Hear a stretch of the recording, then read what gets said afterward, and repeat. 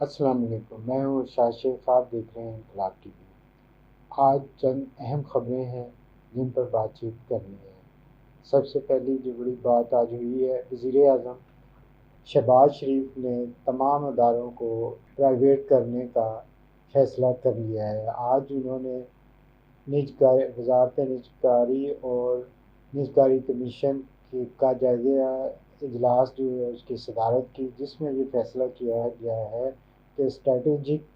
اداروں کے علاوہ تمام ادارے جو ہیں وہ پرائیویٹ کر دیے جائیں گے، ان کی نجکاری کر دی جائے گی۔ وزیر اعظم نے یہ بھی کہا ہے کہ حکومت کا کام کاروبار کرنا نہیں ہے، بلکہ سرمایہ کاری کے لیے بہتر ماحول مہیا کرنا ہے۔ جہاں تک وزیر اعظم کی یہ بات ہے، یہ بالکل ٹھیک انہوں نے کہا کہ حکومت کا کام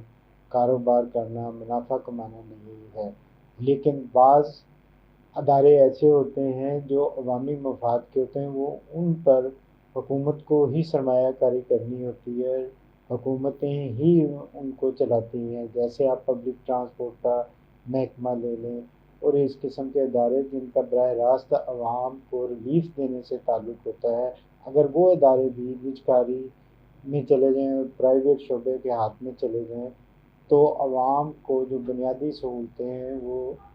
ان کی پہنچ سے باہر نکل جاتی ہیں۔ لیکن یہ بات بھی درست ہے کہ اگر حکومت ہی تمام کاروباری ادارے چلانا شروع کر دے گی تو پھر ملک میں سرمایہ کاری بھی محدود ہو جائے گی اور کاروبار پھیلنے کے مواقع بھی بہت کم ہو جائیں گے، کیونکہ یہ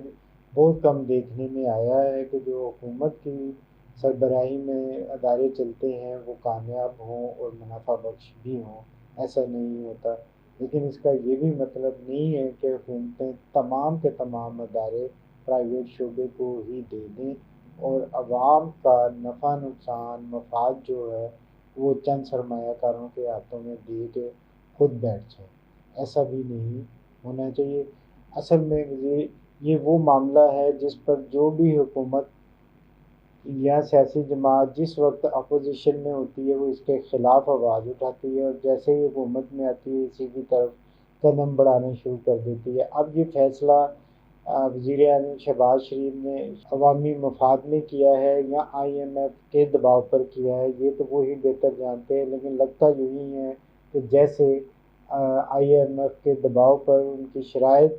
کو مانتے ہوئے وزیر اعظم نے یہ فیصلہ کیا ہے، اور یہ پروگرام 2024 اور 29 کا انہوں نے پرائیویٹائزیشن کا دیا ہے کہ 24 سے 2029 تک یہ کام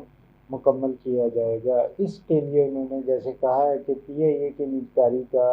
تمام عمل شفاف ہونا چاہیے اور سب کے سامنے ہونا چاہیے، جسے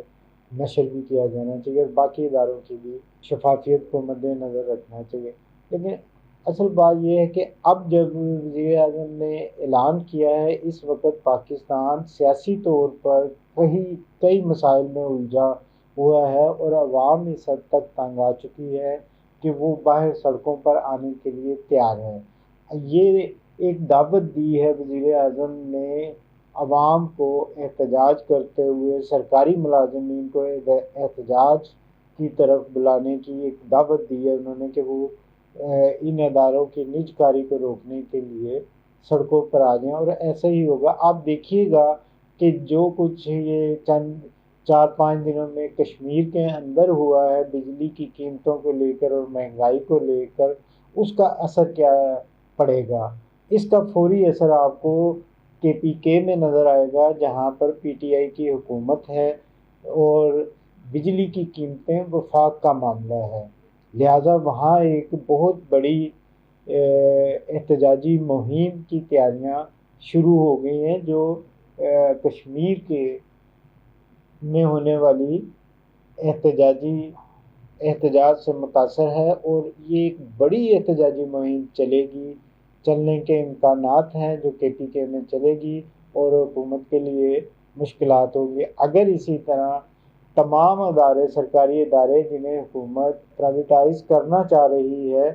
ان کے ملازمین بھی احتجاج کرتے ہوئے سڑکوں پر آ گئے، تو آپ خود سوچیں کہ پاکستان جو پہلے ہی گوں نہ گوں مسائل کا شکار ہے، جس کی معیشت بھی جو ہے بڑی مشکلات سے دوچار ہے، امن و امان کا مسئلہ بھی ہے، سرمایہ کاری کا مسئلہ بھی ہے، سیاسی معاملات جو ہیں وہ سنبھلنے میں نہیں آ رہے ہیں، سیاسی عدم استحکام کا شکار ہے پاکستان۔ تو کیا حکومت یہ افورڈ کر پائے گی کہ سرکاری ملازمین جو ہیں، جن اداروں کو حکومت پرائیویٹائز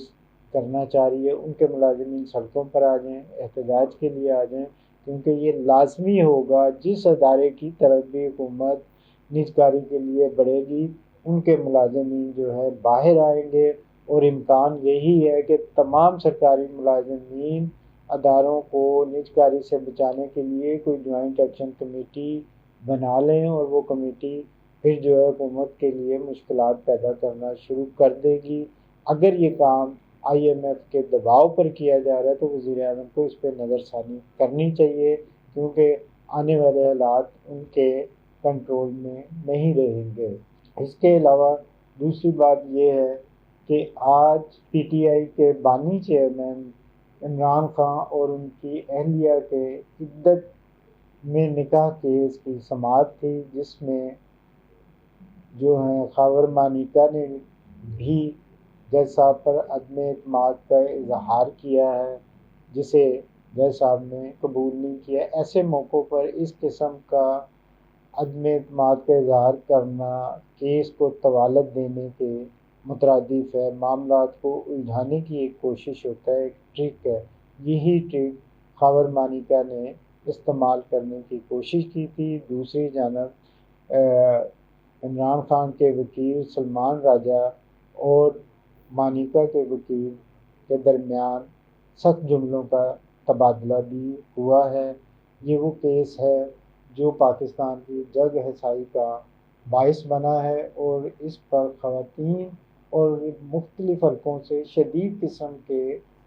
معاملہ تنقید سامنے آئی تھی، اور وہ حق بجانب ہیں ایسی تنقید کرنے کے۔ یہ وہ معاملات نہیں ہیں جنہیں عدالتوں میں اس طرح گھسیٹا جائے اور اس طرح کی سزائیں دی جائیں۔ جو عورتوں کا حق ہے وہ عورتوں کو ہی استعمال کرنا چاہیے۔ خاور مانیکا اب یہ کہہ رہے ہیں کہ وہ اپنی بیوی سے رجوع کرنا چاہتے تھے، اپنی ماں کے ذریعے سے، اپنی ماں کو لے جا کر۔ تو اگر وہ رجوع کرنا چاہتے ہیں اور بشریٰ بی بی ان سے تسلیم نہیں کرتی، وہ ان کے ساتھ رہنا ہی نہیں چاہتی تھی، تو پھر اس رجوع کے کیا معنی؟ یہ آخری جو تیسری طلاق ہوتی ہے یا طلاق کا جو معاملہ ہوتا ہے، آخر کار عورت کا یہ حق ہوتا ہے کہ وہ یہ فیصلہ کرے کہ اس نے اس مرد کے ساتھ رہنا ہے یا نہیں رہنا ہے۔ مرد یہ فیصلہ نہیں کر سکتا۔ مرد جب طلاق دے دیتا ہے وہ اپنے اس حق سے محروم ہو جاتا ہے۔ خاور مانیکا کو چاہیے کہ اس معاملے کو عزت کے ساتھ ختم ہونے دیں، اس کو کسی سیاسی مفادات کے لیے یا کسی کے دباؤ میں آ کر اس کو محض الجھانے کی کوشش نہ کریں۔ یہ پاکستان کی مزید جگ ہسائی کا باعث بنے گا۔ اسی کے ساتھ اجازت دیجیے، خدا حافظ۔